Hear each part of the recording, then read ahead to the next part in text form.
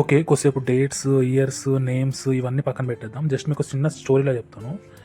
Iran, Israel, US ఈ 3 వచ్చేసరికి ఇంతకుముందు కలిసి ఉండేవన్నమాట. అయితే ఇరాన్ వచ్చేసరికి ఇజ్రాయిల్‌కి ఆయిల్ పంపియడము, ట్రేడ్ చేసుకోవడం జరిగేది. అండ్ ఇజ్రాయిల్ కూడా వెపన్స్ అనేది ఇరాన్‌కి సెండ్ చేసేదన్నమాట. యూఎస్ కూడా ట్రేడింగ్‌లో పాల్గొనేది. ఈ ఆయిల్ పరంగా ఇరాన్ నుంచి అదంతా ముగ్గురు కలిసిమెలిసి ఉండేవాళ్ళనమాట. సో వీళ్ళ ముగ్గురు కలిసి ఉండడానికి మెయిన్ ఇరాన్లో ఒక రాజు ఉండేవాడు అనమాట, పరిపాలించేవాడు. వాడు మెయిన్ రీజన్ అనమాట.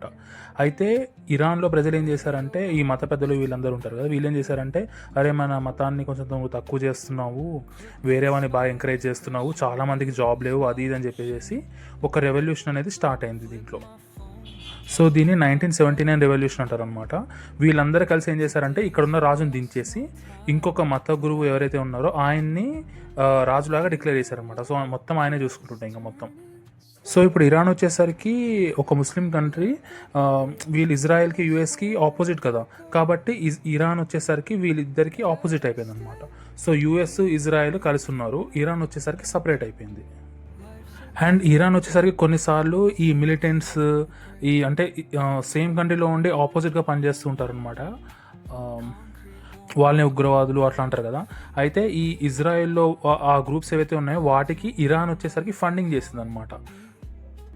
ఫండింగ్ చేసి ఆ గ్రూప్స్ని ఎంకరేజ్ చేయడము, ఇంటర్నల్గా ఇజ్రాయెల్కి ప్రాబ్లం క్రియేట్ చేయడము, అలానే కొన్ని దేశాలకి ప్రాబ్లం క్రియేట్ చేయడం అనేది ఇరాన్ చేసింది. అండ్ అలానే ఇజ్రాయెల్ మంచిదని చెప్పడానికి లేదు, ఎందుకంటే ఇది వచ్చేసరికి కొంచెం అమాయకులు వాళ్ళు ఉంటారు కదా, వాళ్ళ మీద ఈ ఇజ్రాయెల్ వచ్చేసరికి అదే అటాక్ చేస్తుంది అనమాట. అండ్ యూఎస్ కూడా దీని లాభం ఇది చూసుకుంటుంది. సో ఎవరిది తప్పు ఎవరిది కరెక్ట్ అని చెప్పలేము అనమాట ప్రజెంట్. సో ప్రజెంట్ ఇష్యూకి వచ్చేసరికి ఇరాన్ వచ్చేసరికి న్యూక్లియర్ మిసైల్స్ని తయారు చేస్తుంది అనమాట. ఇప్పుడు ఇజ్రాయెల్ భయం ఏంటి, దీని దగ్గర న్యూక్లియర్ మిసైల్స్ ఉంటే దీని మీద అటాక్ చేస్తుంది కదా, అందుకని ఇది వచ్చేసరికి వద్దని చెప్తుంది అనమాట. యూఎస్ ఏం చెప్తోంది, ఇరాన్ వచ్చేసరికి న్యూక్లియర్ మిసైల్స్ తయారు చేయకూడదు, మాకు ఫేవరబుల్గా ఏదైతే గవర్నమెంట్ ఉంటుందో అదే ఇరాన్లో రావాలి అని చెప్పి యూఎస్ అంటుంది అనమాట. ఎందుకంటే ఇది అడ్వాంటేజ్ తీసుకుందామని, దీన్ని యూఎస్ ఫేవరబుల్గా ఇరాన్లో గవర్నమెంట్ ఉంటే ఇది అడ్వాంటేజ్ తీసుకుందామని యూఎస్ ఆలోచన. అయితే ఇక్కడ ఇరాన్ ఏమనుకుంటుంది, నా దగ్గర న్యూక్లియర్ మిసైల్స్ ఉంటే ఈ ఇజ్రాయెల్ డామినేషన్, యూఎస్ డామినేషన్ నుంచి నేను తప్పించుకోవచ్చు, నాకు కొంచెం ధైర్యంగా ఉంటుందని ఇరాన్ ఆలోచన.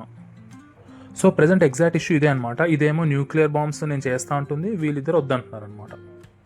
అయితే మరి వరల్డ్ వార్ 3 అని ఎందుకు అంటున్నారు? ఇప్పుడు వీళ్ళకి ఇజ్రాయెల్కి యూఎస్కి సపోర్ట్ చేసే కంట్రీస్ ఉంటాయి, ఇరాన్కి సపోర్ట్ చేసే కంట్రీస్ ఉంటాయి, లైక్ రష్యా, చైనా, వీళ్ళందరూ ఇన్వాల్వ్ అయితే అప్పుడు వరల్డ్ వార్ వచ్చే ఛాన్సెస్ ఉన్నాయి కదా అని ప్రజెంట్ టాక్.